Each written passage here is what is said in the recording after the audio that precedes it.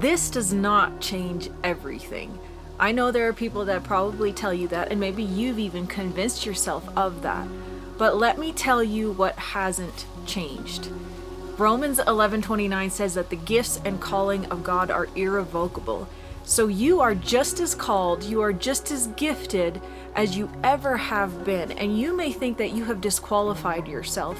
However, I want you to think about King David in the Bible. You know, he found himself in a similar situation where he was expecting a child who was conceived outside of marriage and actually in an affair.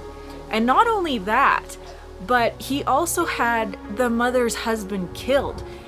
And not only that, but this was not a stranger to him. Uriah was actually listed in 2 Samuel as one of David's top 37 men out of the whole entire army. So Uriah was actually one of his closest, most loyal, fiercest warriors. He was not a stranger. And yet he had his friend killed to try to cover up what he had done. But my point is, I want you to think about Psalm 51, where David, he was repenting of what had happened instead of continuing to try to cover it up. But he says, wash me and I will be whiter than snow. And this is the part about where you're not disqualified, because a couple verses down, he says, then I will teach transgressors your ways and sinners will be converted to you. So David, because he repented, God continued to use him throughout his life, the years after that.